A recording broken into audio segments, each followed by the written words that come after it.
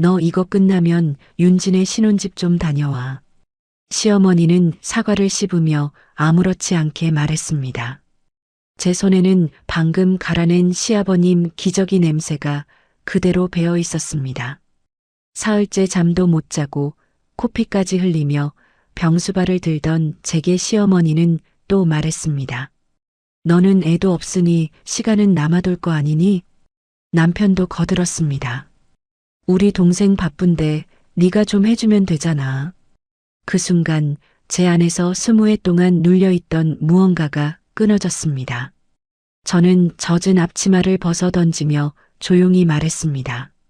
어머니, 나 더 이상 이 집 구석 며느리 안 할랍니다.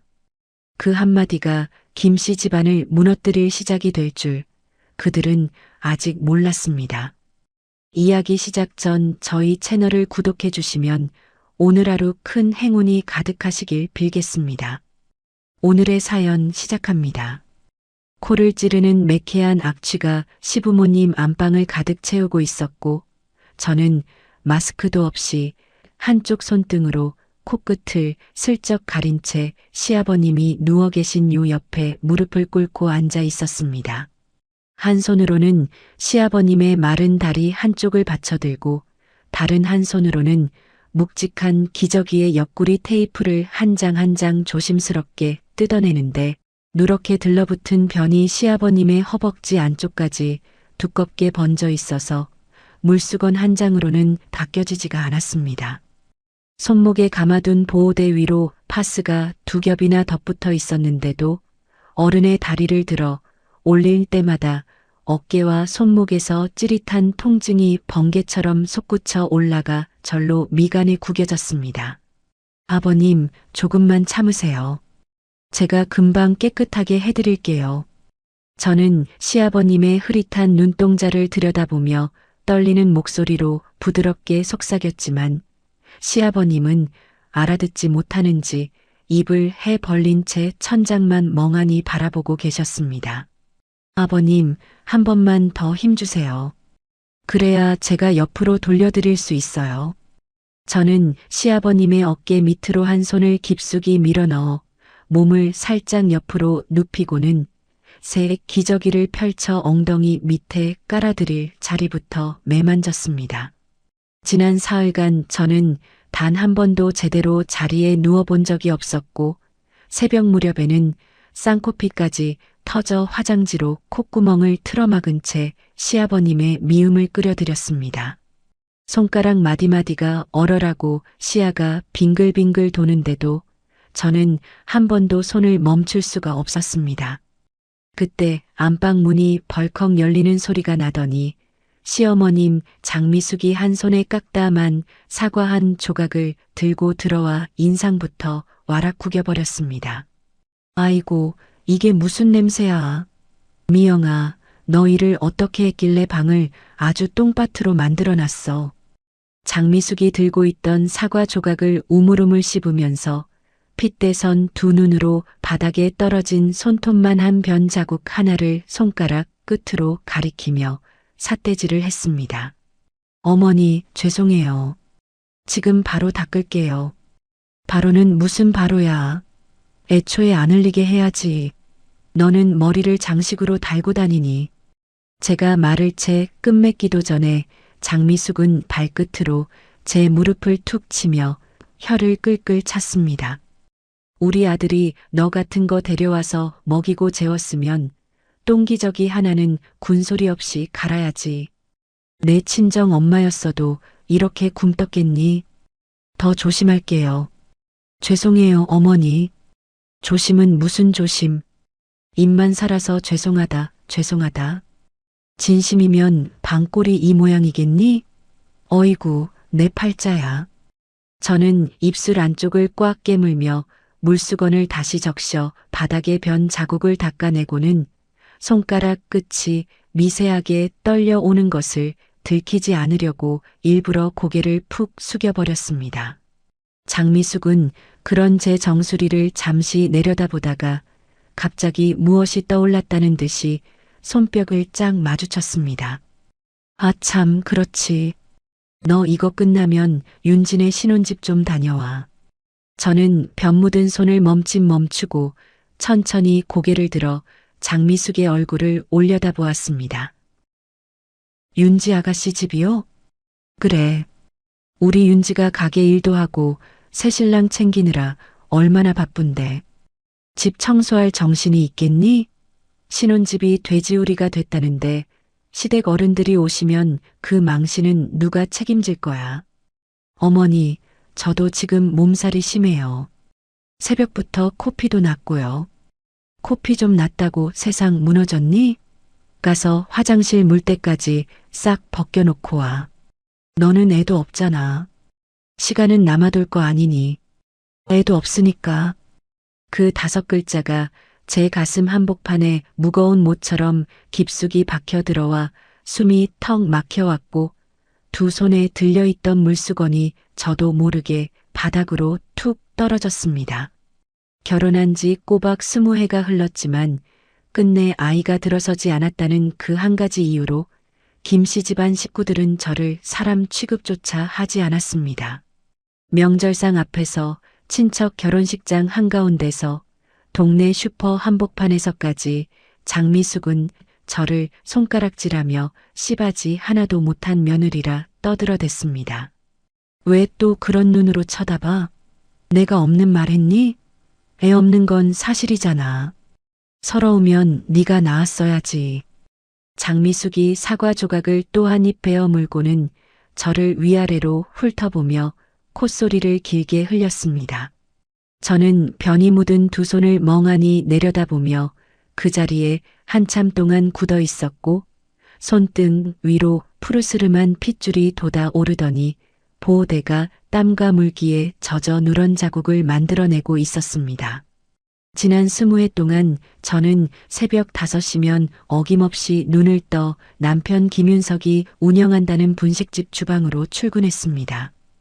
가게 셔터를 직접 올리고 무거운 쌀자루를 끌어다 앉히고 김밥 속을 다듬고 어묵 국물을 우려내며 점심 손님 맞이를 준비하는 사이에도 시댁 살림이며 시부모님 끼니까지 챙겨야 했기에 저는 단 한순간도 허리를 펴고 앉아본 적이 없었습니다.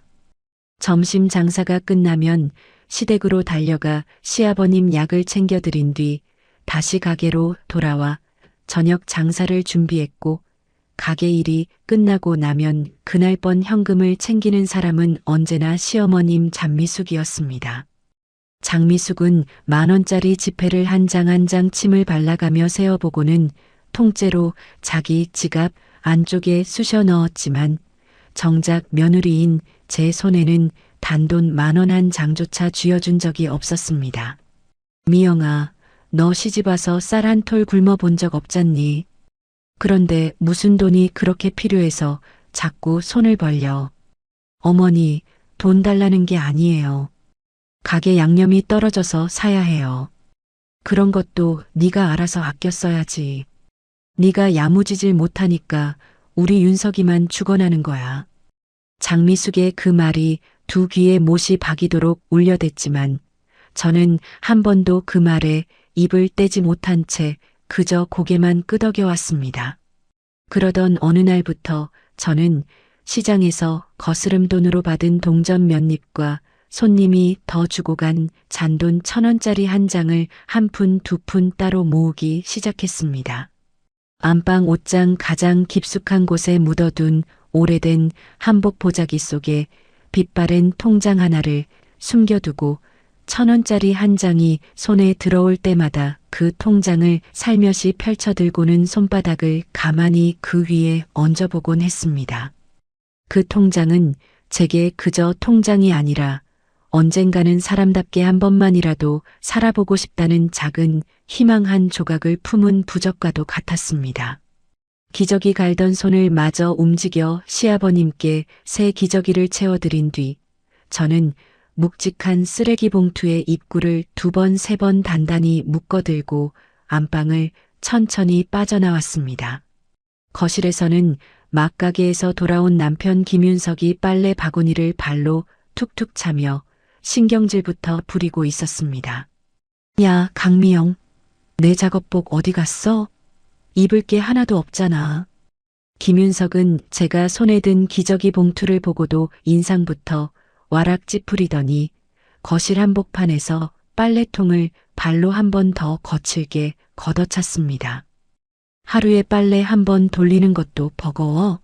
집에서 도대체 뭘 하길래 이 꼴이야. 여보, 미안해. 아버님 기저귀랑 이불부터 빨다 보니까 작업복을 못 봤어. 못 봤어? 내가 아침에 분명히 작업복 빨라고 던져놨잖아. 눈은 떴다 뭐해?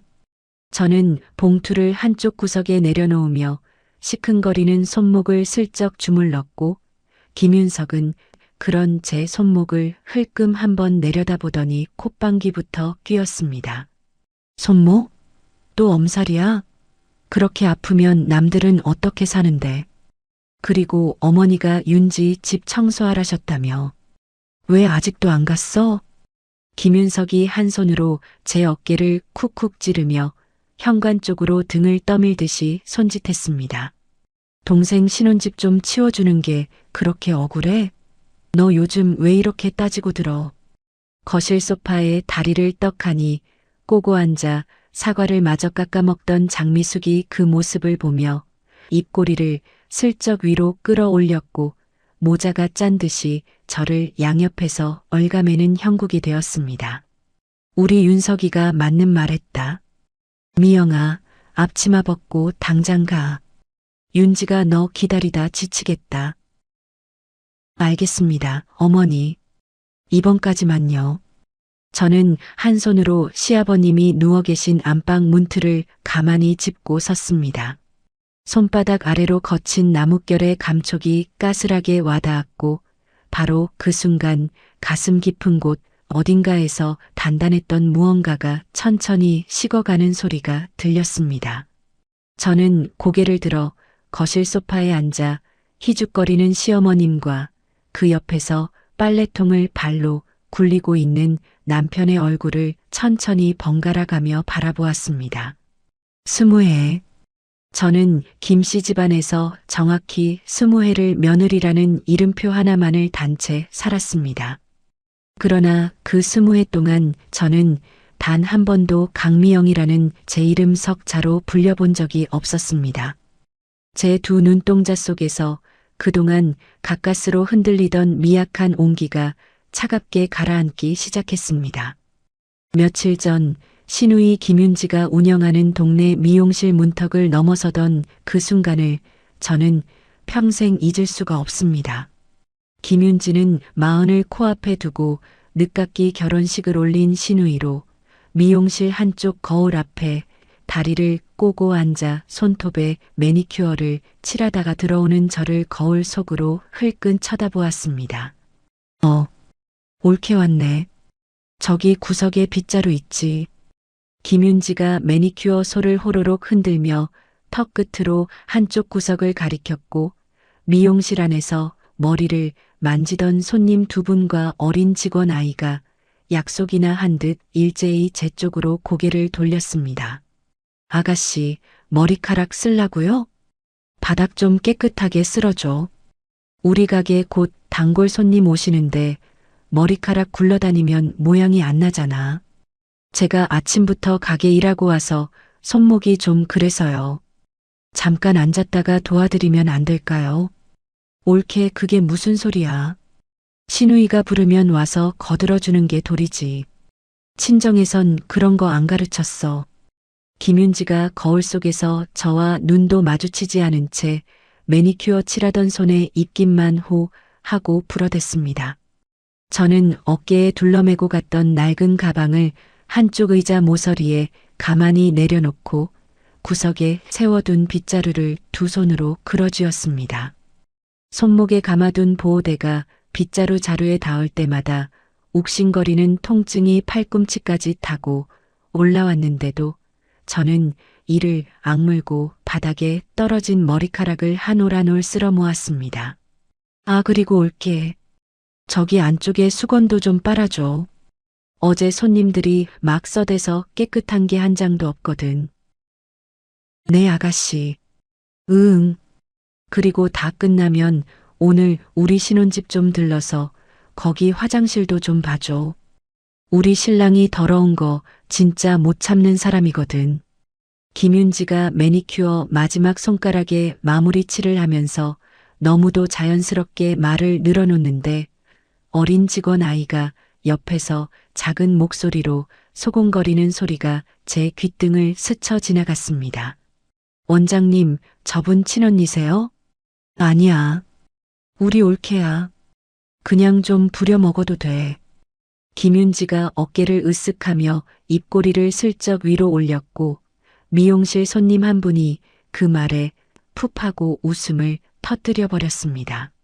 저는 빗자루를 쥔 손에 힘을 꽉 주며 앞치마 주머니 안쪽으로 다른 한 손을 천천히 밀어 넣었습니다. 주머니 안에서 손가락이 휴대폰 모서리를 더듬더듬 찾아내자 저는 잠금 화면을 풀고 녹음 버튼을 살며시 눌렀습니다. 화면 한 귀퉁이에 빨간 점이 또렷하게 깜빡이는 것을 확인하고 나서야 손을 거두었고 그 순간부터 저는 김윤지가 내뱉는 모든 말을 한마디도 놓치지 않고 차곡차곡 담아두기로 마음먹었습니다. 아, 참 올게. 우리 신랑이 흰 셔츠는 손빨래해야 안 줄어든다잖아. 그것도 따로 빨아서 갖다 놔줘. 알겠습니다. 왜 또 그 목소리야? 뭐 불만 있어? 우리 오빠가 올케 시집 보내줘서 이만큼 사는 거 잊은 거 아니지? 아닙니다, 아가씨. 다 해드릴게요. 미용실 일을 마치고 늦은 저녁이 되어서야 가게로 돌아왔을 때 분식집 주방에는 손님들이 두고 간 그릇이 산처럼 쌓여 있었습니다. 앞치마를 다시 두르고 막 설거지를 시작하려는데 남편 김윤석이 가게 안쪽에서 휴대폰을 들고 큰 소리로 떠들고 있었습니다. 그래 임마. 지금 바로 갈게. 자리 좀 잡아놔. 여보, 어디가? 동창들이랑 한잔하기로 했어. 오늘 마감은 네가 좀 해. 여보, 나 오늘 종일 서 있었더니 다리에 감각이 하나도 없어. 같이 하면 안 될까? 미용실 가서 머리카락 좀 쓸어준 게 그게 뭐 그렇게 힘든 일이라고 그래. 가게 안 닫고 뭐 하고 있어? 여보, 그래도 셔터가 무거워서. 누가 너 셔터 무거운 거 모른대. 그동안도 잘만 내렸으면서 오늘따라 왜 이래. 김윤석이 가방을 어깨에 둘러매며 가게 뒷문 쪽으로 휘적휘적 빠져나가 버렸고 저는 뜨거운 물에 두 손을 담근 채 그 뒷모습을 가만히 바라보기만 했습니다. 가게 마감 시간이 한참 지난 깊은 밤이 되어서야 저는 무거운 셔터를 양손으로 끌어내렸고 셔터 손잡이가 손목 보호대를 누르며 미끄러질 때마다 등줄기에 식은 땀이 흥건히 배어 나왔습니다. 집으로 돌아와 옷을 갈아입을 새도 없이 거실 한쪽 구석방에 등을 붙이고 누웠는데 채 10분도 지나지 않아 안방에서 시아버님의 부르는 소리가 들려왔습니다. 네 아버님 갑니다. 저는 풀린 무릎을 손으로 두드려가며 안방으로 들어갔고 시아버님은 또 한 번 변을 본 듯 이불 위에까지 누런 자국을 묻혀두고 계셨습니다. 바깥 거실에서는 어느새 들어와 잠든 김윤석이 코를 골고 있었고 시어머님 장미숙의 방문은 굳게 닫혀 있었습니다. 저는 새벽 3시가 다 되어가는 시계를 흘끗 한번 올려다보고는 두 손으로 시아버님의 마른 다리를 다시 들어 올렸습니다. 며칠 뒤 저녁이었습니다. 거실 한복판에 두꺼운 비닐봉투에 담긴 보쌈과 족발이 푸짐하게 펼쳐졌고 김윤석과 장미숙은 그 앞에 마주 앉아 김이 모락모락 나는 고기를 한 점씩 입에 집어넣고 있었습니다. 엄마, 이거 진짜 부드럽다, 그치? 윤지도 이거 좋아하는데 같이 못 먹어서 아쉽네. 그러게. 윤지 시집 가더니 같이 외식할 일이 줄어서 어떡하니. 다음에 꼭 부르자. 저는 부엌 구석에 등을 돌리고 서서 시아버님 죽이 눌어붙지 않도록 나무 주걱으로 천천히 휘젓고 있었습니다. 조리대 한켠에는 점심에 먹다 남긴 식은 밥 한 공기와 김치 한 보시기가 덩그러니 놓여 있었지만 거실에서는 단 한 명도 저를 부르지 않았습니다. 저는 시아버님 죽을 다 끓이고 나서야 식은 밥 위에 뜨거운 물 한 컵을 부어 후루룩 마시는 것으로 그날 저녁을 대신했습니다. 그 다음날 동네 슈퍼 앞 평상이었습니다. 장미숙은 동네 할머니 서너 분 사이에 끼어 앉아 부채를 살랑살랑 흔들며 큰 소리로 자랑을 늘어놓고 있었습니다. 우리 윤석이가 분식집에서 돈을 얼마나 잘 버는지 우리 며느리가 호강이 늘어졌어요. 아이고, 미영이 시집 잘 갔지 뭐. 호강은 무슨 호강. 손가락 하나 까딱 안 해도 사람을 사다 쓰는데 그저 팔자가 늘어져서 큰일이지. 장미숙이 누런이를 드러내며 호탕하게 웃어댔고 평상에 앉아있던 할머니들도 입을 가리며 따라 웃었습니다. 저는 마침 시아버님 약을 사러 슈퍼에 들어가다가 그 소리를 그대로 듣고 말았고 두 다리가 평상 앞에서 한참 동안 굳어 떨어지지 않았습니다. 그날 밤이었습니다. 저는 시아버님 약 봉투를 챙겨 안방으로 들어가려다가 거실 너머 시어머님 방에서 흘러나오는 통화 목소리에 발걸음을 우뚝 멈추어 버렸습니다. 윤서가 잘 들어라. 가게 건물이랑 통장에 든 돈 그거 다 윤지 앞으로 돌려놓을 거다. 엄마 그건 좀 그렇지 않아. 미영이가 알면. 미영이가 뭘 알아? 알면 또 어쩔 건데. 어차피 자식 하나 못 낳은 며느리가 무슨 권리가 있다고 그래. 근데 엄마 가게는 그래도 미영이가 같이 일군 거잖아. 같이 일구긴 뭘 같이 일구. 내 아버지 돈으로 시작한 가게에 며느리가 숟가락 하나 얹은 거지. 우리 윤지가 결혼해서 살림 늘려야 하는데 그게 다 우리 윤지 거 아니냐? 그건 그렇긴 한데. 잔말 말고 내일 가게 명의부터 슬쩍 옮겨놓자. 미영이한테는 아무것도 모르게 해. 저는 시어머님 방문에 등을 가만히 붙인 채 떨리는 손으로 앞치마 주머니에서 휴대폰을 꺼냈습니다. 잠금 화면을 풀고 녹음 버튼을 누르는 손가락 끝이 후들후들 떨려 화면을 두 번이나 잘못 짚었지만 결국 빨간 점이 또렷하게 깜빡이는 것을 확인하고는 숨소리마저 죽인 채 모자의 통화를 처음부터 끝까지 빠짐없이 담아냈습니다. 다음 날 새벽 저는 평소보다 1시간이나 일찍 집을 나섰습니다. 시청 앞 등기소 문이 열리기를 기다려 분식집 건물의 등기부등본을 한 부 떼어들었고 종이를 받아 든 두 손이 잘게 떨려 글자가 흔들려 보였습니다. 20해 동안 새벽부터 자정까지 그 가게 한복판에서 흘린 제 땀과 눈물이 종이 한 장 위에서는 아무런 흔적도 남기지 않은 채 김윤석 이름석 자로만 또렷하게 적혀 있었습니다. 저는 등기부등본을 가방 안쪽 깊숙이 접어넣고 미용실 갑질 녹음과 모자, 통화 녹음이 고스란히 담긴 휴대폰을 한 손에 꽉 쥐어보았습니다. 20해를 며느리로 살았는데 종이 한 장에는 제 이름이 단 한 글자도 적혀 있지 않았습니다. 가슴 안쪽에서 가까스로 버티고 있던 마지막 인내의 끈이 그 순간 소리도 없이 툭 끊어졌습니다.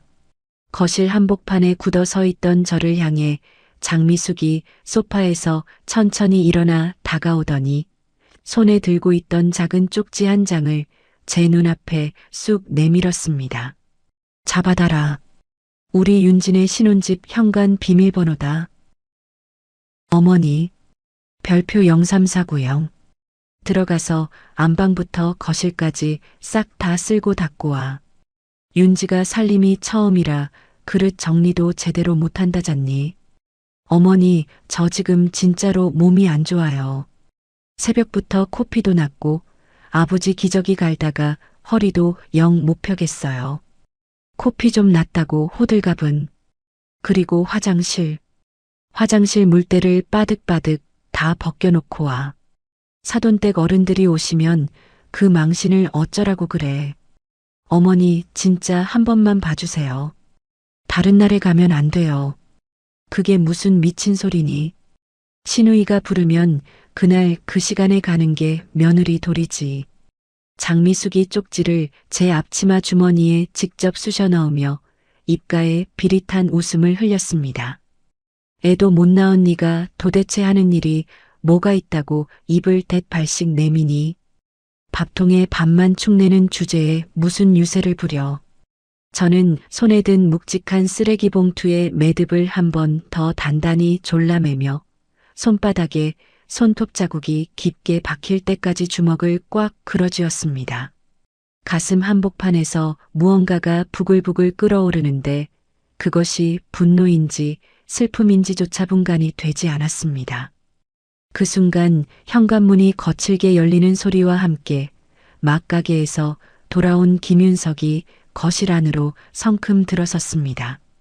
김윤석은 신발을 한쪽씩 걷어차듯이 벗어 던지고는 거실 한복판에 굳어 선 저와 장미숙의 얼굴을 번갈아 보더니 미간부터 와락 구겼습니다. 또 뭐야?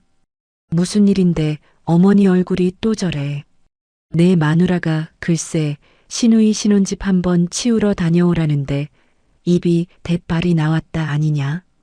강미영, 너 또 시작이야.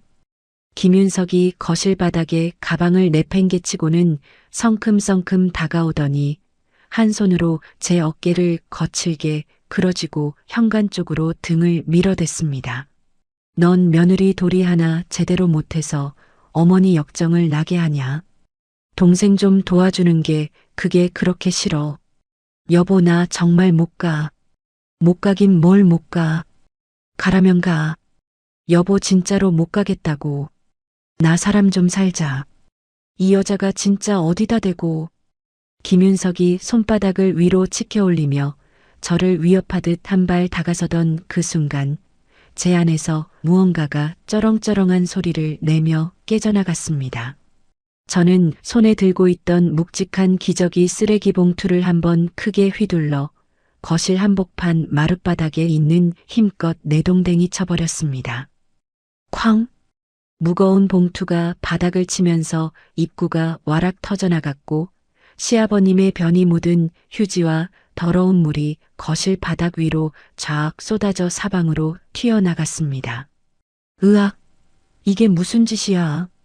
미영이 인연이 미쳤나? 장미숙이 자기 발등에 튄 오물을 피하느라 뒤로 펄쩍 물러서며 비명을 질러댔고 김윤석은 두 손을 허공에 휘저으며 옆걸음질을 쳐댔습니다. 저는 두 발을 거실 한가운데 굳건히 디딘 채 핏발이 잔뜩 선 두 눈으로 시어머님과 남편의 얼굴을 천천히 번갈아 노려보았습니다. 잘 들으세요. 똑똑히 들어요. 나 더 이상 이 집구석 며느리 안 할라요. 뭐라고? 20회를 종업원으로 부려먹고 파출부로 부려먹고 똥기저귀 가는 간병인으로까지 부려먹은 것도 모자라서 이제는 신우이 화장실 물때까지 닦으라고요. 저는 거실이 떠나가도록 쩌렁쩌렁하게 소리를 질렀고 마룻바닥에 쏟아진 오물 위에 비치는 제 발끝까지 잘게 떨려왔습니다. 이 집구석에 강미영이라는 사람은 단 한 번도 살아본 적이 없어요. 며느리 옳게 마누라. 나는 그저 이름표 3개를 번갈아 단 공짜 일꾼이었다고요. 강미영, 너 진짜 죽을라고 그러나. 김윤석이 다시 한번 손을 치켜 올리며 한 발 다가서려 하자 저는 두르고 있던 앞치마를 거칠게 풀어내 김윤석의 얼굴을 향해 있는 힘껏 집어 던져버렸습니다. 앞치마가 김윤석의 코끝을 정확히 후려치자 김윤석은 어버버하며 두어 발자국 뒤로 휘청거렸습니다. 그 손 한 번만 더 들어 올려봐. 내가 오늘 당장 경찰에 신고를 할 테니까. 인연이 정말 미쳤네.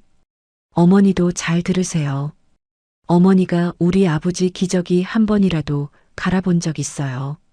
한 번이라도.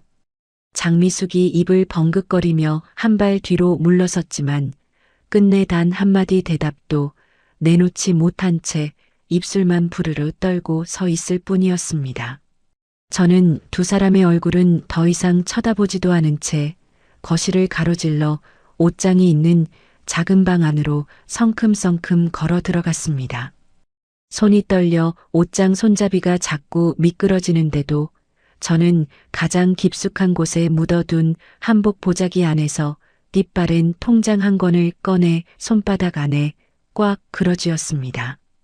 침대 밑에 처박혀 있던 가장 작은 캐리어를 한쪽 손으로 끌어내 옷가지 몇 벌과 속옷 두어 장만 대충 우겨 넣었고 통장은 캐리어 안쪽 깊숙한 주머니 안에 단단히 묻어두었습니다. 캐리어를 끌고 거실로 다시 나오자 김윤석과 장미숙은 오물이 튄 양말을 들고 어쩔 줄을 몰라 우왕좌왕하고 있었습니다. 강미영, 너 진짜 어디가? 청소도 마저 안 하고. 여보, 잠깐만. 잠깐 얘기 좀 해.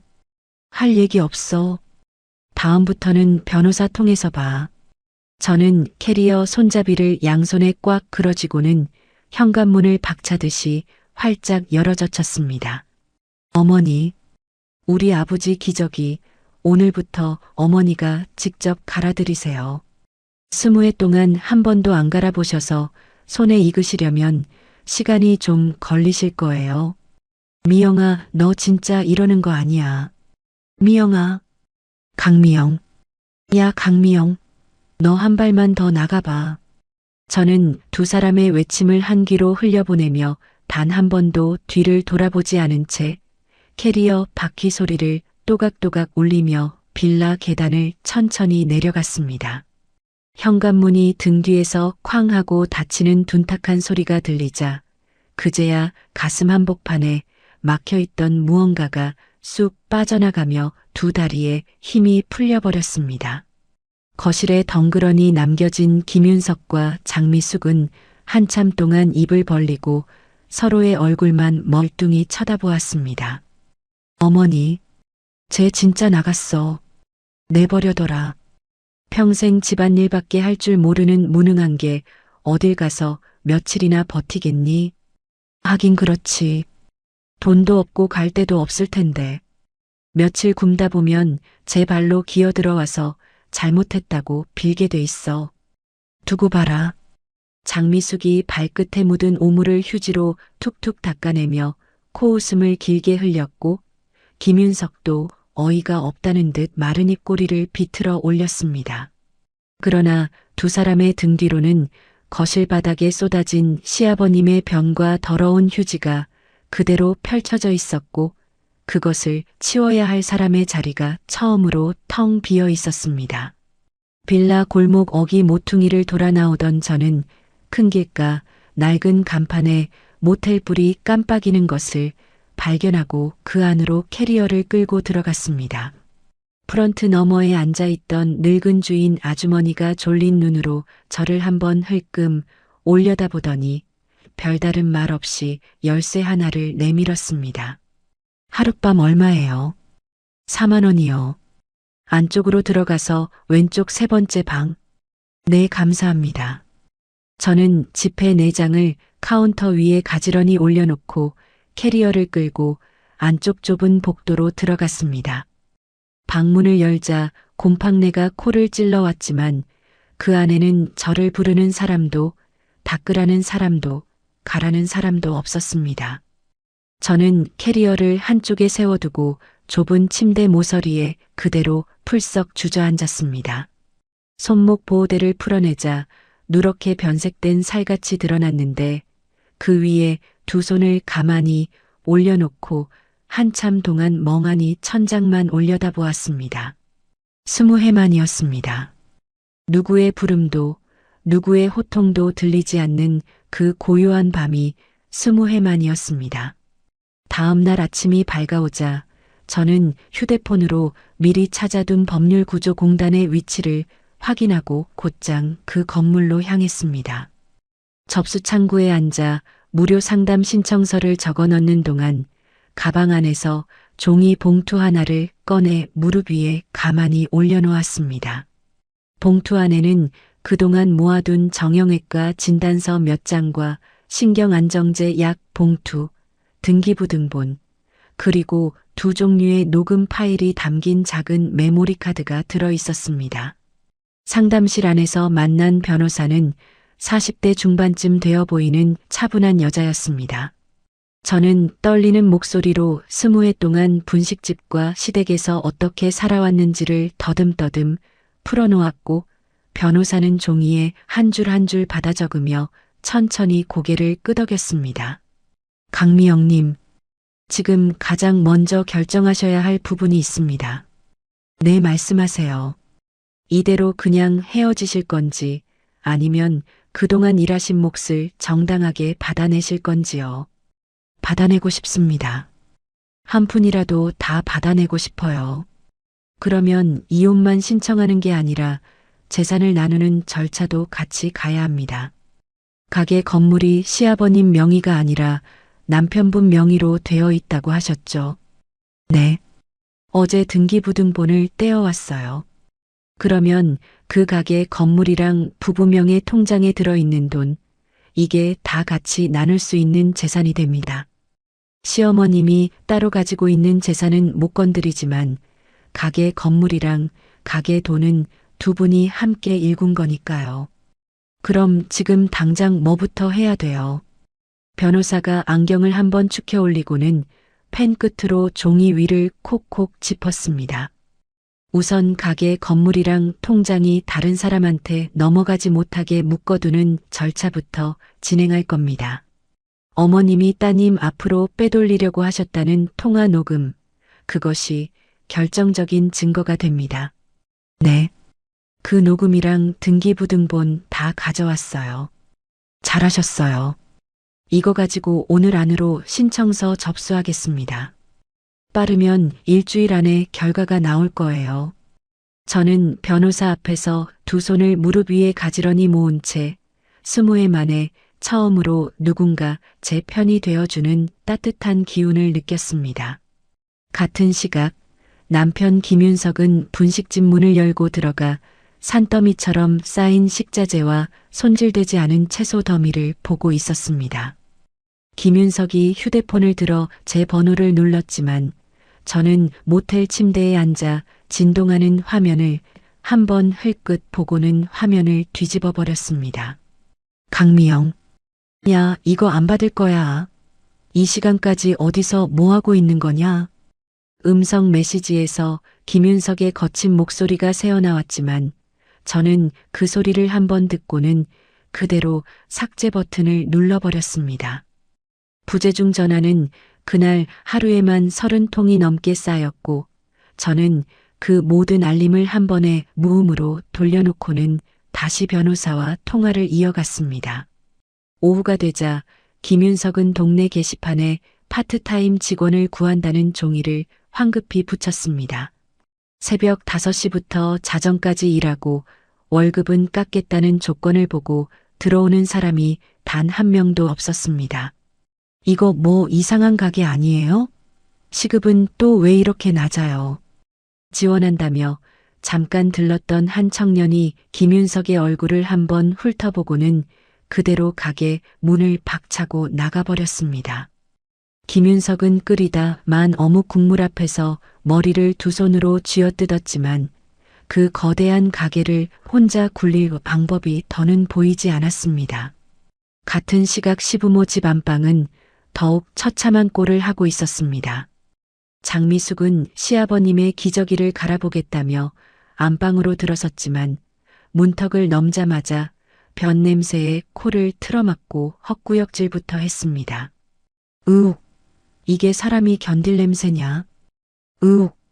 장미숙이 입을 손바닥으로 막은 채 안방 밖으로 황급히 뛰쳐나오더니 휴대폰을 들고 곧장 윤지의 미용실 번호를 눌렀습니다. 윤지야, 너 지금 당장 좀 와라. 엄마 죽겠다. 내 아버지 똥 기저귀를 누가 갈아? 엄마 무슨 소리야? 나 지금 손님 머리 만지고 있는데. 손님 다 보내고 빨리 와. 엄마 이거 진짜 못하겠어. 엄마 미쳤어. 내가 아빠 똥 기저귀를 어떻게 갈아?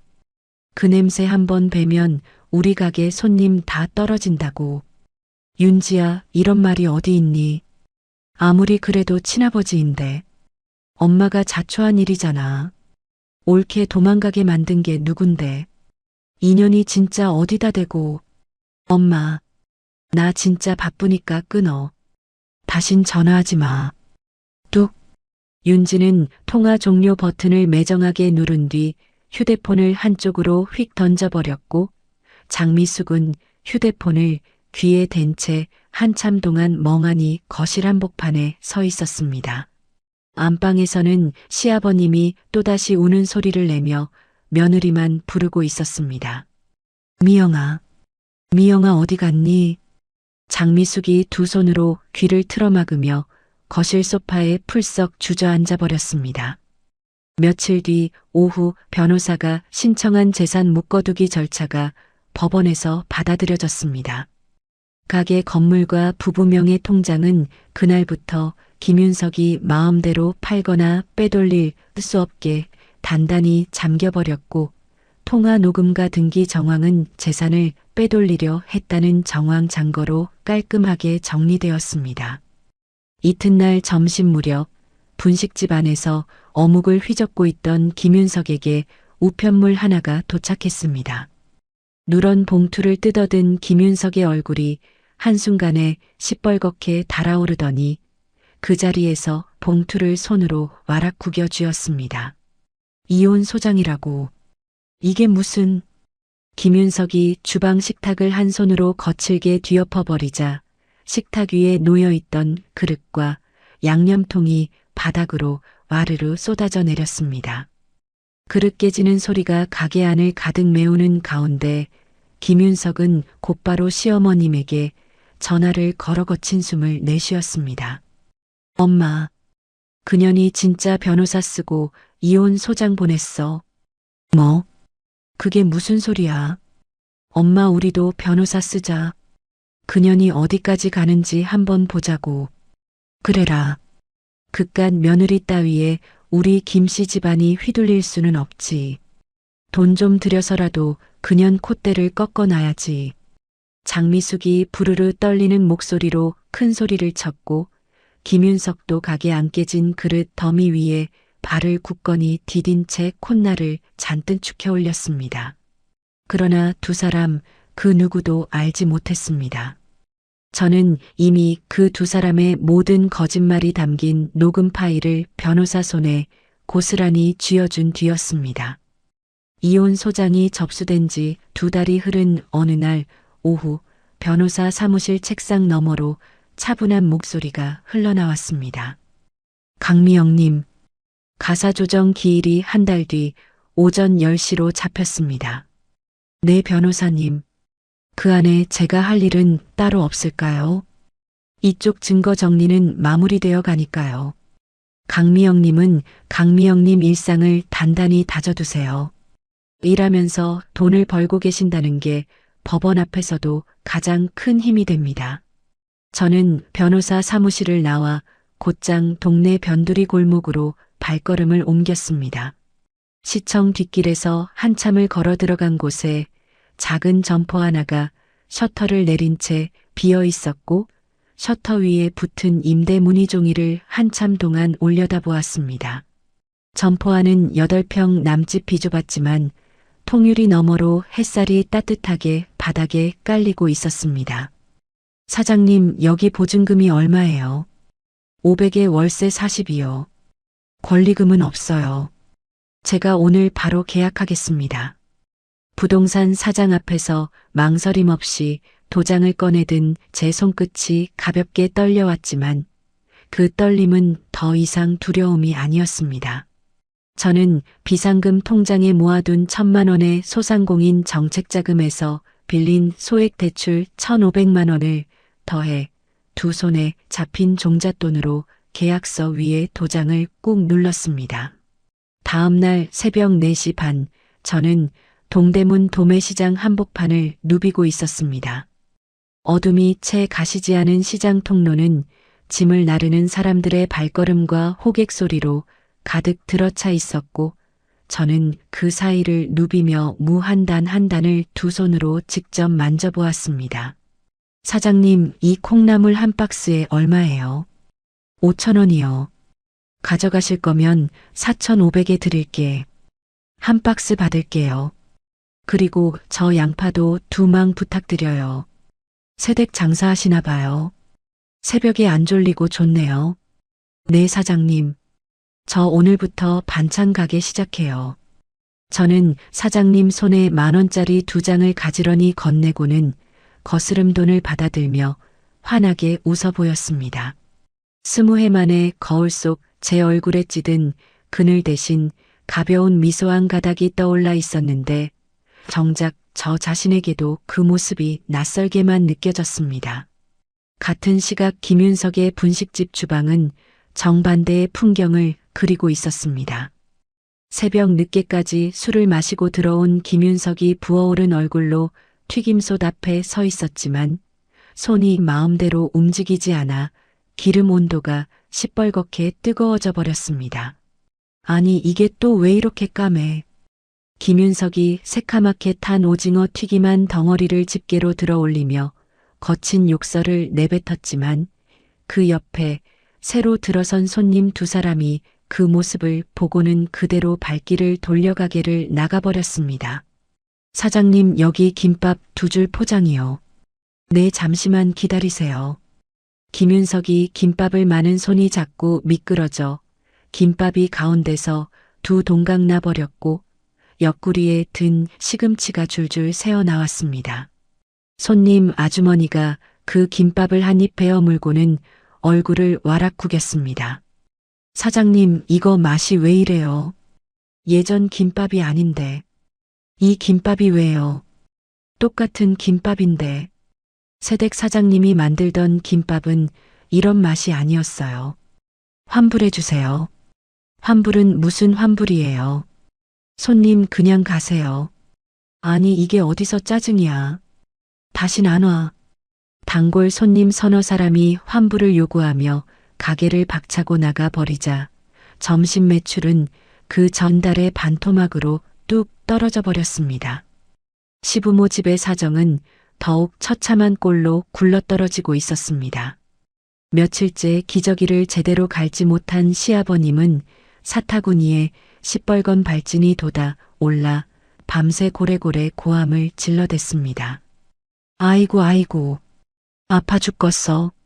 누가 좀 와보소. 장미숙은 두 손으로 귀를 틀어막은 채 침대 위에 엎드려 있었지만 시아버님의 고함 소리는 벽을 뚫고 머리통 안까지 박혀 들어왔습니다. 사흘째 한숨도 자지 못한 장미숙의 얼굴에는 거뭇한 그늘이 짙게 깔렸고 다리에 힘이 풀려 화장실을 갈 때도 벽을 짚어야만 했습니다. 견디다 못한 김윤석이 비싼 일당을 약속하고 간병인을 한 명 불러왔지만 시아버님이 손에 잡히는 대로 물건을 집어던지며 난폭한 모습을 보이자 그 간병인은 단 하루를 못 버티고 도망쳐 버렸습니다. 사장님 죄송한데 저 못하겠어요. 다른 데 알아보세요. 누님 일당 2배로 드릴게요. 한 달만이라도 좀 해주세요. 2배가 아니라 5배를 줘도 못해요. 사람이 사는 집이 아니에요, 여기는. 간병인 2명, 3명이 줄줄이 도망을 친 끝에 김윤석은 시아버님을 요양병원에 모시려 알아보았지만 한 달에 200만 원이 훌쩍 넘는 병원비 앞에서 두 손을 떨어뜨릴 수밖에 없었습니다. 분식집 매출은 반토막이 났는데 식자재 대금과 가게 임대료, 거기다 작년에 받아놓은 사업자 대출, 이자까지 차곡차곡 밀려가고 있었기 때문이었습니다. 장미숙은 부르르 떨리는 다리를 끌고 윤지의 미용실 문을 거칠게 박차고 들어갔습니다. 손님 머리에 컬을 말고 있던 윤지가 거울 너머로 어머니의 얼굴을 발견하고는 표정부터 와락 일그러뜨렸습니다. 엄마 여기 왜 왔어? 손님 있는데. 손님이고 뭐고 너 지금 당장 집에 가서 아버지 간병해. 엄마 진짜 죽겠다. 내가 미쳤어. 신혼인 내가 거기서 똥 기저귀를 갈게. 이년아, 그래도 친아버지 아니냐? 엄마, 그게 엄마 입에서 나올 소리야. 옳게 도망가게 만든 게 누군데 이제 와서 나한테 책임 떠넘겨. 이년이 진짜. 장미숙이 들고 있던 가방을 윤지의 어깨에 휘둘렀고 윤지가 칼을 말던 도구를 손에서 떨어뜨리며 어머니를 향해 거칠게 밀쳐냈습니다. 거울 앞에 앉아있던 손님 아주머니가 비명을 지르며 자리에서 일어나 미용실 밖으로 도망쳐 나갔습니다. 이 미친 인간들아. 손님 다 떨어지겠다 진짜. 내년 때문에 우리 집안이 이 꼴이 났어. 엄마 같은 엄마는 키워줘도 시원찮을 판에 이제 와서 효도 타령이야. 모녀가 미용실 한복판에서 서로의 머리채를 부여잡고 뒹구는 사이 미용실 안은 컬 도구가 굴러다니고 머리카락이 흩날리는 난장판이 되어버렸습니다. 같은 시각 변두리 골목 한켠에서 저의 반찬 가게는 정반대로 환하게 불을 켜고 있었습니다. 가게 문을 연 지 한 달 남짓 입소문이 동네에 퍼지면서 매일 오전 11시면 통유리 앞에 동네 아주머니들이 줄을 늘어섰습니다. 새댁 사장님, 그 멸치볶음 2통만 줘봐요. 오늘 시금치나물 진짜 부드럽네. 한 통 더 줘요. 여기는 조미료 안 넣어서 그런가 손주 줘도 안심이 돼서 좋아요. 감사합니다, 어머니. 시금치 진짜 좋은 거 사다 무친 거예요. 저는 손님들이 내미는 그릇과 봉투에 반찬을 가지런히 담아드리며 환하게 웃었고 오후 3시가 되기도 전에 진열대 위 반찬통이 모두 텅 비어버렸습니다. 가게 마감 시간이 지난 늦은 저녁, 저는 가게 안작은 책상 위에 그날 번 돈을 가지런히 펼쳐놓았습니다.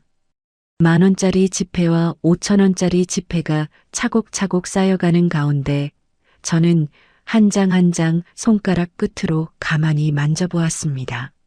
20해 동안 단 한 번도 제 손으로 만져본 적이 없는 오로지 강미영의 돈이었습니다. 지폐 위에 떨어진 눈물 한 방울을 옷소매로 살며시 닦아내며 저는 한참 동안 그 자리에서 어깨를 들썩였습니다. 가게 문을 연 지 3달이 흐른 어느 오전, 가사조정 기일이 잡힌 가정법원 안에는 차가운 공기가 가만히 내려앉아 있었습니다.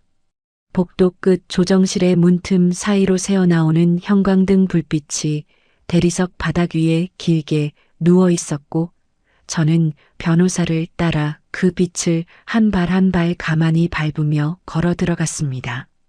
조정실 안에 들어선 김윤석과 시어머님 장미숙은 자기네 변호사를 뒤에 세운 채 처음부터 끝까지 적반하장으로 일관했습니다. 판사님, 우리 며느리가 가출해서 가게 살림이 다 무너졌어요. 가출한 며느리한테 무슨 돈을 나눠줍니까? 우리 어머니 말씀이 맞습니다. 저 사람이 신경안정제 먹는 거 그게 다 정신이 이상해서 그런 거지. 내가 뭘 잘못했다고 그래요.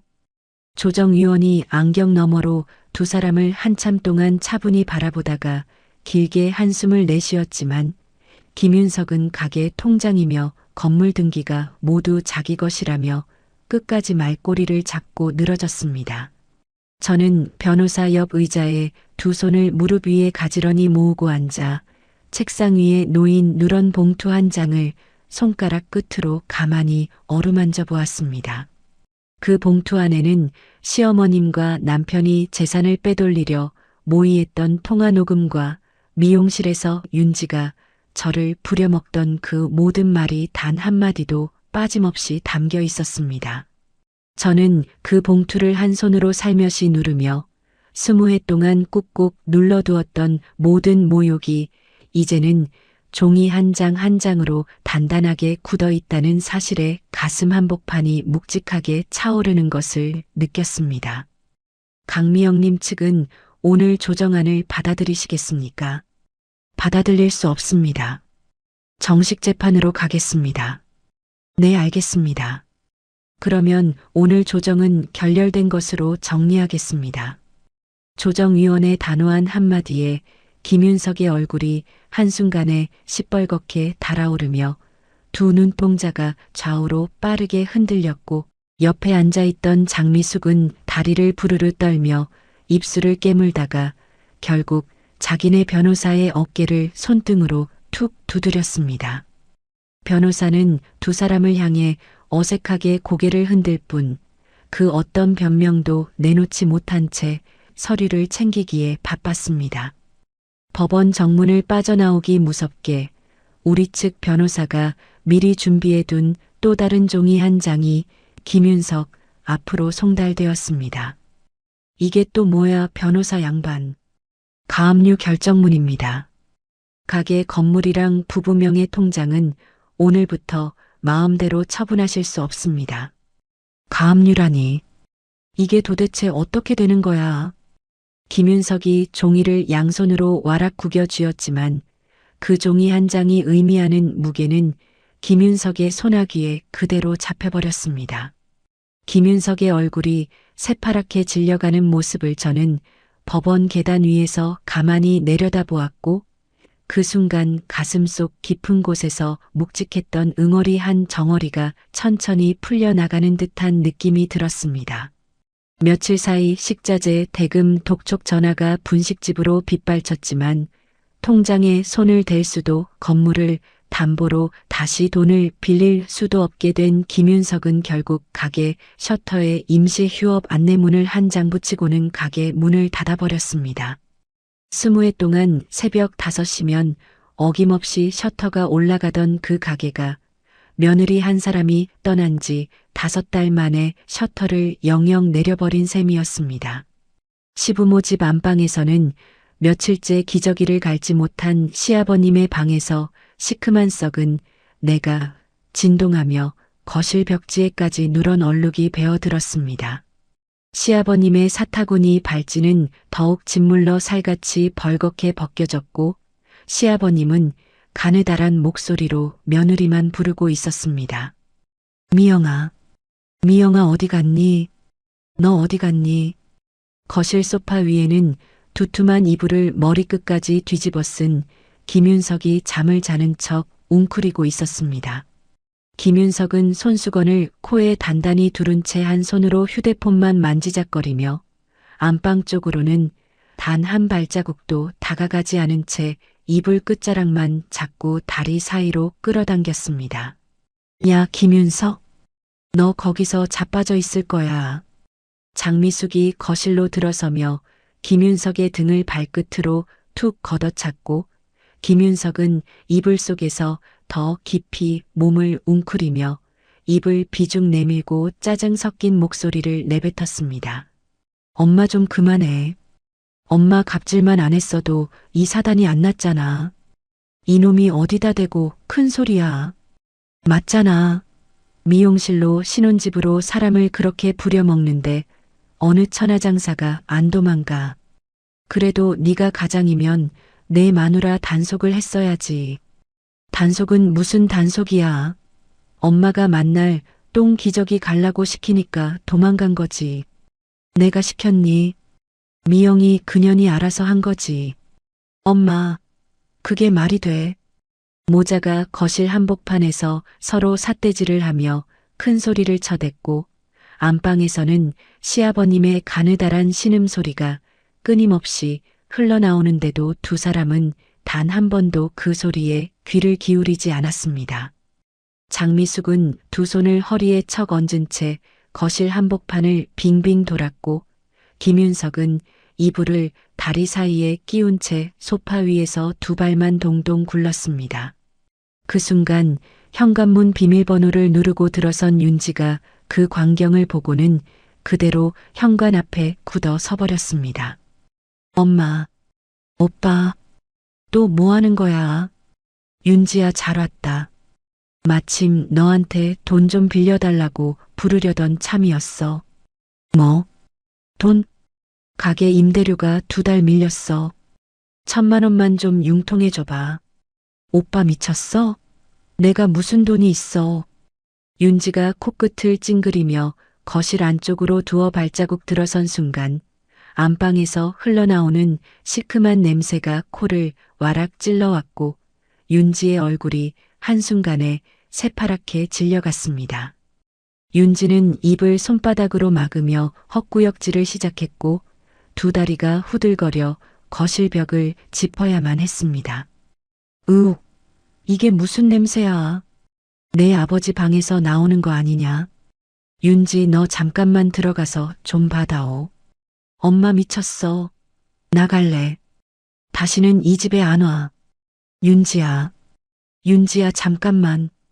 윤지는 어머니의 외침을 한 귀로 흘려보내며 가방끈을 꽉 그러쥐고는 신발을 짝짝이로 신은 채 그대로 현관문을 박차고 나가버렸습니다. 현관문이 등 뒤에서 쾅 닫히는 둔탁한 소리가 들리자 장미숙과 김윤석은 거실 한복판에 마주선 채 한참 동안 입을 벌리고 서로를 노려보기만 했습니다. 20해 동안 가족이라는 껍데기 하나를 둘러쓰고 서로의 고열을 빨아오던 김씨 집안은 만능 희생양 한 사람이 사라지자 그 안에서 단 한 명도 서로를 위해 손을 내밀 줄 모르는 빈 껍데기들 뿐이라는 사실을 적나라하게 드러내고 있었습니다. 그 다음 날 늦은 오후 김윤석은 동네 부동산을 통해 수소문 끝에 제 반찬 가게 위치를 알아냈습니다. 가게 골목 어귀에 한참을 숨어 서 있던 김윤석의 두 눈에 진열대 앞에 길게 줄을 늘어선 동네 아주머니들과 환하게 웃으며 반찬을 담아드리는 제 모습이 그대로 들어왔습니다. 새댁 사장님, 오늘도 이 시금치 진짜 부드러워. 감사합니다, 어머니. 잘 드시고 또 오세요. 깔끔한 새 앞치마를 가지런히 두르고 손님 한 분 한 분에게 환한 미소를 지어 보이는 그 모습은 김윤석이 알던 강미영과는 완전히 다른 사람의 얼굴이었습니다. 허리가 굽어있던 어깨가 곧게 펴져 있었고 늘 그늘이 깔려있던 두 눈 밑에는 새벽 시장 바람을 맞으며 핀 발그스레한 혈색이 돌고 있었습니다. 김윤석의 입술이 미세하게 떨려왔고 두 손이 주머니 안에서 주먹을 꽉 그어쥐며 풀어졌다가 다시 그어주기를 반복하는 사이 두 다리에 자기도 모르게 힘이 풀려 가로등 기둥의 어깨를 기대고 말았습니다. 가게 마감 시간이 되어 손님들이 모두 빠져나가자 저는 통유리 너머로 비치는 익숙한 그림자 하나를 알아보았습니다. 김윤석이 쭈뼛거리며 가게 문을 밀고 들어오더니 양손을 앞으로 가지런히 모은 채 어색한 미소를 지어 보였습니다. 미영아, 우리 얘기 좀 하자. 저는 행주를 손에 든 채 진열대 유리를 닦던 손길을 잠시 멈추고는 김윤석의 얼굴을 한번 천천히 올려다보았습니다. 20해 동안 매일같이 마주하던 그 얼굴이 오늘따라 처음 보는 사람의 얼굴처럼 낯설게만 느껴졌습니다. 무슨 얘기? 그동안 내가 잘못한 거 다 인정할게. 어머니가 너한테 한 거, 그것도 다 내가 사과할게. 그래서 집으로 돌아오자. 이혼 소장 그거 내가 취하 신청서 써줄게. 응? 김윤석이 한 발 다가서며 두 손을 제 앞으로 내밀어 보였지만 저는 그 손끝을 한번 천천히 내려다보고는 코웃음을 길게 내쉬었습니다. 그 손에는 20해 동안 단 한 번도 제 손을 다정하게 잡아준 적이 없는 굵고 거친 손가락 마디들이 그대로 박혀 있었습니다.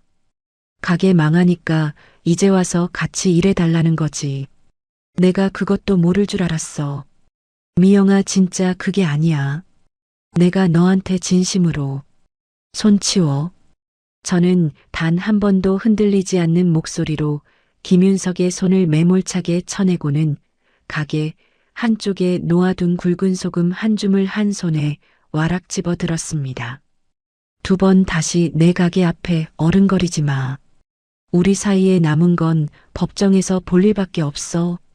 미영아, 잠깐만. 저는 손에 그어진 굵은 소금을 김윤석의 발끝을 향해 확 뿌려버렸고 굵은 알갱이가 김윤석의 바짓단 위로 자라락 흩어져 떨어졌습니다.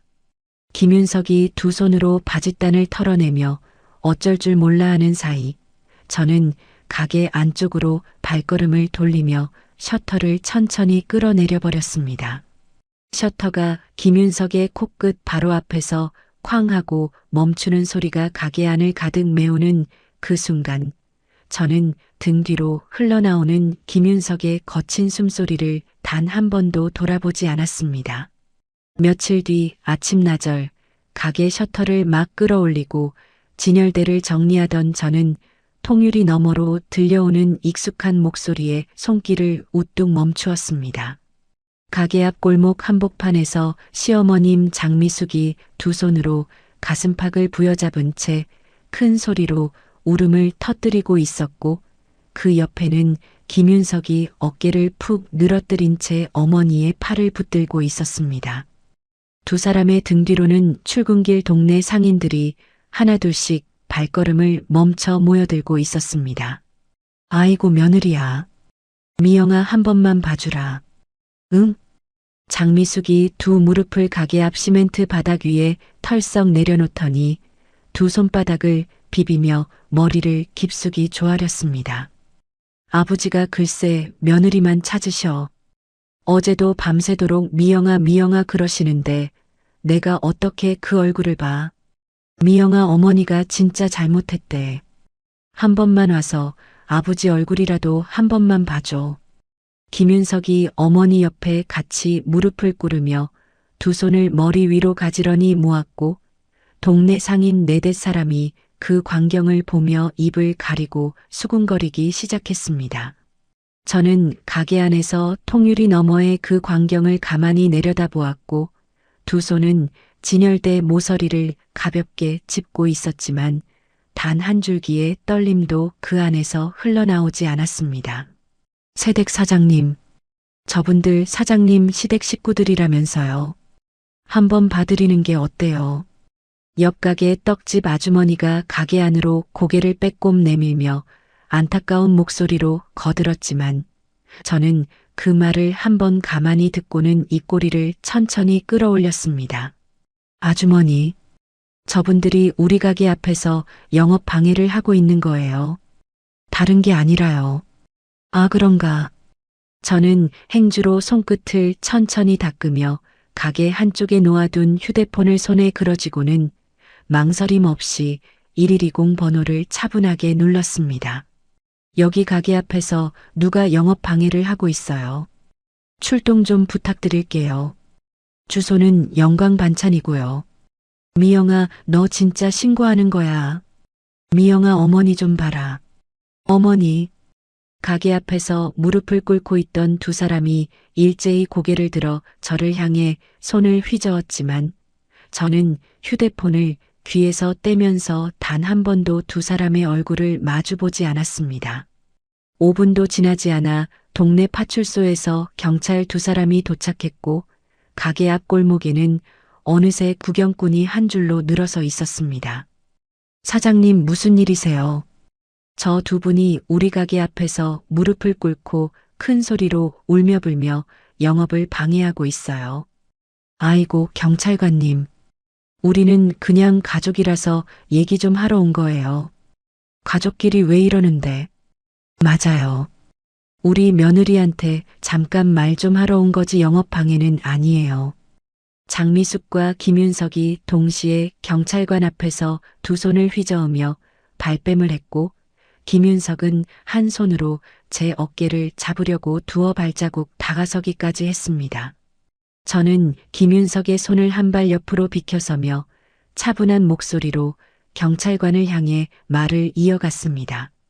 경찰관님, 저 두 분과 저는 지금 이혼 소송 중이고요. 서류상 남남입니다. 그리고 이 가게는 제 명의로 등록된 사업장이에요. 네, 알겠습니다, 사장님. 그리고 두 분께 분명히 말씀드릴게요. 오늘부터 우리 가게 반경 100m 안으로 단 한 발자국도 들이지 마세요. 한 번만 더 어른거리면 그땐 정식으로 접근 금지 신청합니다. 저는 두 사람의 얼굴을 단 한 번씩만 차례로 마주보며 한마디 한마디를 또렷하게 끊어 말했고 장미숙은 마치 뺨이라도 맞은 듯 입을 벙긋거리며 그 자리에 굳어 서버렸습니다. 김윤석은 두 손을 양옆으로 늘어뜨린 채 한참 동안 멍하니 가게 통유리 너머에 제 얼굴을 바라보다가 결국 어머니의 팔을 잡아 끌고는 골목 밖으로 비척비척 빠져나가 버렸습니다. 같은 시각 윤지의 미용실에는 한 통의 전화가 빗발치듯 걸려오고 있었습니다. 시댁 시어머님이 직접 거신 전화의 끝자락에는 무거운 한마디가 묵직하게 박혀 있었습니다. 윤지야, 너희 친정에 무슨 일 났니? 동네에 소문이 다 났더라. 우리 집안 망신살이 뻗치겠어. 윤지는 통화를 끊고 나서 입술을 부르르 떨다가 결국 휴대폰을 한 손에 꽉 그러쥐고는 제 번호를 거칠게 눌러댔습니다. 올케, 도대체 우리 친정에 무슨 짓을 한 거야? 무슨 짓이라니? 무슨 말이에요, 아가씨? 올케 가출한 거 동네에 다 소문나서 우리 시댁에서 나한테 뭐라는데? 올케 때문에 내 결혼 생활까지 흔들리잖아. 아가씨, 올케가 그냥 참고 살았으면 이런 일이 안 났을 거 아니야. 올케 때문에 우리 식구가 다 망했어. 저는 가게 한쪽 의자에 가만히 앉아 그 말을 끝까지 들은 뒤 한 손으로 휴대폰의 메시지 창을 천천히 열었습니다. 미용실 갑질 녹음 파일 하나를 손가락 끝으로 살며시 눌러 첨부한 뒤 빈 메시지 창에 단 한 줄을 또박또박 적어 넣었습니다. 아가씨, 잘 들어봐요. 한 번 더 전화하면 이 녹음을 아가씨 시댁 어른들 단톡방에 그대로 올릴게요. 전송 버튼을 누른 지 채 1분도 지나지 않아 휴대폰 너머에서 윤지의 헐떡이는 숨소리가 그대로 흘러나왔습니다. 올케 잠깐만. 이거 진짜 보낸 거야? 한 번 더 연락하면 그땐 진짜 올릴 거예요. 저는 단 한마디 더 보태지 않고 통화 종료 버튼을 가만히 눌렀고 휴대폰 화면이 까맣게 꺼지는 그 순간 가슴 한복판에 묵직하게 자리하던 옛 상처 한 조각이 조용히 떨어져 나가는 듯한 기분이 들었습니다. 며칠 뒤 정식 재판의 첫 변론 기일이 잡힌 가정법원 안, 저는 변호사를 따라 차분한 발걸음으로 법정 안에 들어섰습니다. 김윤석과 장미숙은 자기네 변호사 옆에 나란히 앉아 있었지만 두 사람의 얼굴은 며칠 사이 한층 더 푸석푸석하게 메말라 있었습니다. 법정 안의 형광등 불빛이 그 두 사람의 새파란 입술 위에 차갑게 내려앉아 있었고 저는 변호사 옆자리에 두 손을 무릎 위에 가지런히 모은 채 가만히 앉았습니다. 강미영 측 변호인, 추가 증거가 있습니까? 네, 판사님. 피고 측이 원고 몰래 가게 건물과 부부명의 통장을 신우이 앞으로 빼돌리려 모의한 통화 녹음이 있습니다. 그리고 미용실에서 신우이가 원고를 부려먹던 음성 녹음도 함께 제출하겠습니다. 판사가 변호사가 내민 메모리 카드를 받아들어 옆에 가지런히 놓는 순간 김윤석의 등 뒤에서 자기네 변호사의 어깨가 푹 떨어져 내렸습니다. 김윤석은 두 손으로 머리를 감싸 쥔 채 책상 위에 이마를 깊숙이 박았고 장미숙은 입술이 새파랗게 질려가는 가운데 어떤 변명도 끝내 입 밖으로 꺼내지 못했습니다. 판사가 서류를 한참 동안 들여다보고는 천천히 마이크 앞으로 고개를 들었습니다. 본 재판부는 원고가 분식집 운영과 시부모 간병에 기여한 정도가 매우 크다고 판단합니다. 또한 피고와 시어머니가 재산을 은닉하려 한 정황도 명백하게 인정됩니다. 저는 변호사 옆에서 두 손을 무릎 위에 가지런히 모은 채 판사의 입에서 흘러나오는 한마디 한마디를 빠짐없이 가슴에 새겨들었습니다. 이에 따라 피고는 원고에게 위자료 3천만 원을 지급하고 분식집 건물 지분 절반과 부부명의 통장 잔액의 절반을 분할하여 지급하라. 판결문이 채 끝나기도 전에 김윤석이 그 자리에 풀썩 주저앉으며 두 손으로 머리카락을 쥐어뜯었고 옆에 있던 장미숙은 한 손으로 뒷목을 부여잡고 의자에서 미끄러져 바닥에 그대로 나뒹굴어 버렸습니다. 어머니, 어머니. 장미숙이 두 다리를 버둥거리며 바닥에서 신음소리를 냈지만 정작 김윤석조차 자기 어머니를 부축할 정신이 없는지 그 옆에 머리를 박은 채 미동도 하지 않았습니다. 법정 안에 있던 그 누구도 장미숙에게 손을 내미는 사람이 없었고 저는 그 풍경을 단 한 번 차분히 내려다보았습니다. 20회 동안 똥 기저귀를 갈고 분식집 셔터를 내리고 시누이 머리카락을 쓸어 모았던 두 손이 이제 무릎 위에서 가지런히 모여 있었습니다.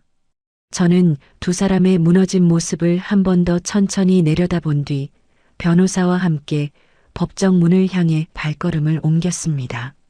법정 문이 등 뒤에서 묵직하게 닫히는 소리가 들리는 그 순간 저는 마침내 가슴 가장 깊은 곳에서 차오르는 통쾌한 숨 한 번을 길게 내쉬었습니다. 이혼 판결이 확정되고 석 달이 흐른 어느 늦은 봄날 시청 앞 큰 사거리에 위치한 도로변 상가에 환한 간판 하나가 새로 내걸렸습니다. 영광반찬이라는 5글자가 흰 바탕 위에 또렷하게 박혀 있었고 그 아래 작은 글씨로 대표 강미영이라는 이름 석자가 가지런히 적혀 있었습니다. 저는 변두리 골목에서 운영하던 가게를 새로 분할받은 재산으로 큰 도로변 상가로 확장 이전했고 가게 면적은 예전의 3배에 가까웠습니다. 사장님, 이쪽 진열대는 어디다 놓을까요? 창문 쪽으로 가지런히 붙여주세요. 햇살이 잘 드는 자리에 반찬을 늘어놓아야 손님들 눈에도 맛있게 보이거든요. 사장님 손이 너무 빠르세요. 저희가 따라가기가 벅차요. 제가 새벽 시장만 20년 다녔잖아요. 손이 알아서 움직여요. 저는 새로 채용한 직원 두 사람에게 차분하게 자리를 일러주며 한 손에 들고 있던 새 앞치마를 가만히 어루만져 보았습니다. 앞치마 가슴팍에는 영광반찬 대표 강미영이라는 글자가 또렷하게 수놓아져 있었고 손끝으로 그 실밥을 한번 천천히 따라가 보는데 그 작은 진동에 가슴 한복판이 묵직하게 차오르는 것이 느껴졌습니다. 같은 시각 옛 분식집이 있던 골목 어귀에서는 정반대의 풍경이 펼쳐지고 있었습니다.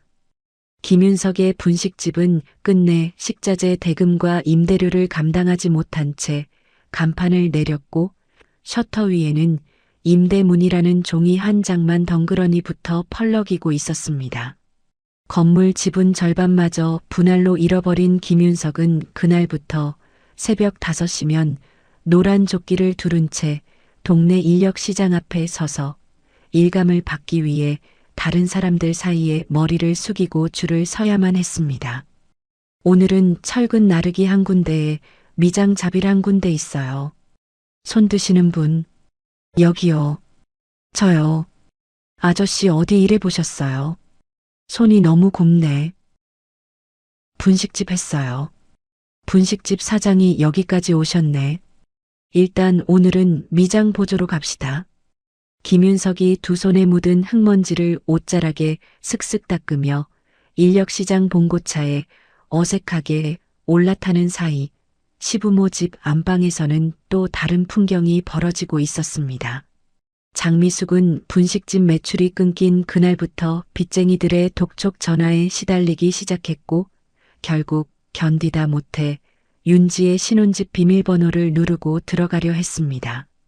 그러나 윤지의 시어머님이 이미 그 모든 사정을 알아버린 뒤였고 윤지는 어머니의 손목을 차갑게 뿌리쳤습니다. 엄마, 우리 시어머니 알아.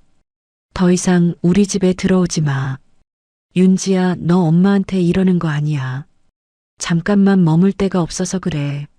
엄마가 올케한테 한 거. 그거 우리 시어머니 단톡방에 다 돌았어. 나 이혼당하기 직전이야. 윤지야, 엄마가 자초한 일이야. 윤지가 매정하게 현관문을 닫아버리는 그 순간 장미숙은 좁은 복도 한켠에 가방을 내려놓은 채 그 자리에 한참 동안 굳어 서 있었습니다. 그날부터 장미숙은 좁은 월세방 한 칸을 어렵게 구해 시아버님을 모시고 들어갔습니다. 방 안에는 변 냄새가 진동했고 장미숙은 두 손에 비닐장갑을 끼고 시아버님의 똥 기저귀를 직접 빨아내야만 했습니다. 아이고, 내 신세야. 이게 무슨 꼴이야. 장미숙이 세면대 앞에 굽은 등을 길게 늘어뜨린 채 똥 묻은 천을 비비며 오열했고 등 뒤에서는 시아버님이 가느다란 목소리로 또다시 며느리를 찾고 있었습니다. 미영아 어디 갔니? 장미숙은 두 손을 세면대 가장자리에 짚은 채 한참 동안 어깨를 들썩였습니다. 20해 동안 며느리에게 시켜왔던 그 모든 일이 이제는 자기 두 손으로 그대로 되돌아오고 있었습니다. 같은 시각 도로변 상가에서는 영광 반찬의 새 매장 오픈 행사가 한창이었습니다. 가게 안에는 동네 단골 손님 10여 분과 새로 들어온 직원 2사람, 그리고 그동안 저를 도와준 변호사까지 한자리에 모여 있었습니다. 사장님, 축하드려요. 이 큰 가게가 다 사장님 거예요. 여러분이 도와주신 덕분이에요. 우리 다 같이 잘해봐요. 저는 직원들과 함께 작은 샴페인 한 병을 들어 올렸고 펑하는 경쾌한 소리와 함께 거품이 솟구치며 가게 안에 환한 박수 소리가 가득 들어찼습니다. 바로 그 순간 가게 통유리 너머로 흙먼지 묻은 작업복을 입은 한 사람이 어색한 걸음으로 다가오는 모습이 보였습니다. 김윤석이었습니다. 가게 문을 살며시 밀고 들어선 김윤석의 얼굴은 며칠째 면도를 하지 못해 거뭇한 수염이 무성했고 손등에는 굳은 살이 두툼하게 박혀 있었습니다. 미영아, 잠깐만 얘기 좀 하자. 무슨 얘기? 나 이제 진짜로 갈 데가 없어. 한 번만, 정말 마지막으로 한 번만 도와줘.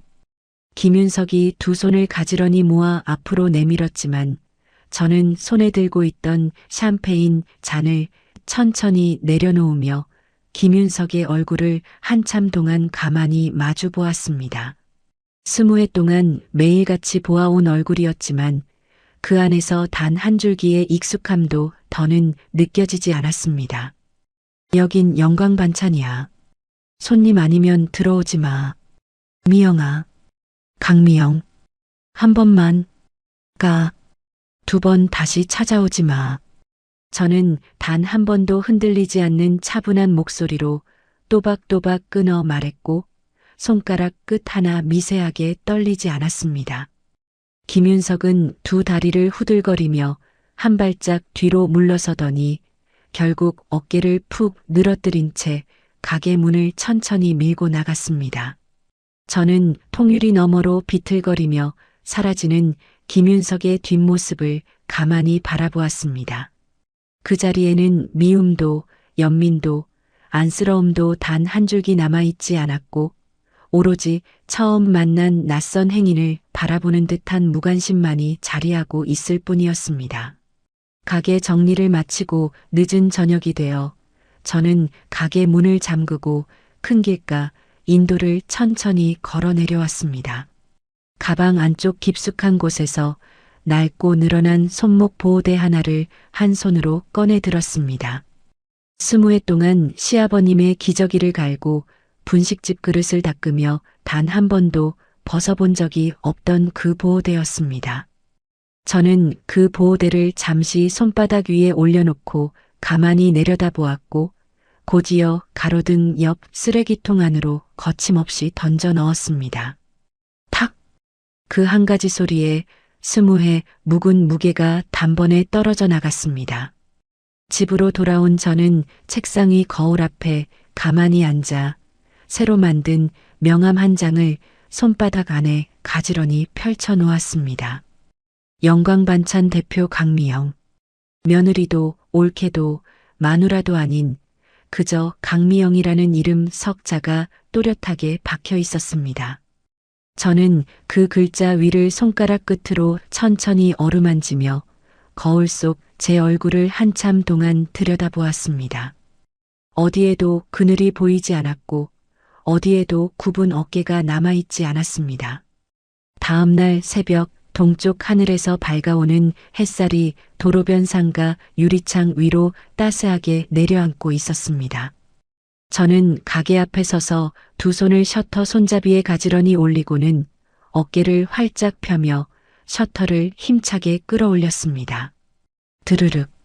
20회 동안 누군가가 시켜서 올렸던 그 셔터가 아니라 강미영의 가게를 열기 위해 스스로 끌어올리는 셔터였습니다. 저는 가게 앞에 가지런히 펼쳐진 진열대를 천천히 둘러보며 손바닥 안에 든 새 앞치마를 가슴에 가만히 둘러보았습니다. 가슴팍에 수놓아진 강미영이라는 이름 위로 아침 햇살이 따스하게 내려앉았고 저는 그 따스함을 한참 동안 두 손바닥 안에 머금어 보았습니다. 평생 저를 올가매던 무거운 사슬은 이제 그 어디에도 남아있지 않았습니다. 오직 강미영의 두 손과 강미영의 두 발과 강미영의 이름 석자만이 그 자리에 또렷하게 남아있을 뿐이었습니다. 저는 가게 문턱을 가볍게 넘어 들어가며 그 어느 때보다 환한 미소를 천천히 지어 보였습니다. 인생톡톡 시청자 여러분, 강미영의 이야기를 끝까지 함께 해주셔서 진심으로 감사합니다. 한평생 누군가의 며느리로, 아내로, 어머니로만 살아오신 분들이라면 강미영의 마음 한 자락, 가슴 어딘가에 따스하게 닿으셨으리라 믿어요. 참는 것만이 미덕은 아닙니다. 자신을 지켜내는 일 또한 그 어떤 미덕보다 귀한 일입니다. 늦었다 싶은 그 순간이 어쩌면 새 인생을 시작하기에 가장 빠른 때인지도 모릅니다. 오늘 화면 앞에 앉아 계신 모든 어머님들, 부디 당신의 이름 석자를 잊지 마세요. 당신은 누구의 무엇이기 이전에 그 자체로 가장 귀하고 빛나는 한 사람입니다. 이야기를 끝까지 들어주셨다면 잘 들었다고 댓글 하나만 남겨주세요. 구독과 좋아요를 눌러주시는 모든 분들이 행복하시길 기원합니다. 오늘 함께 해주셔서 정말 감사합니다.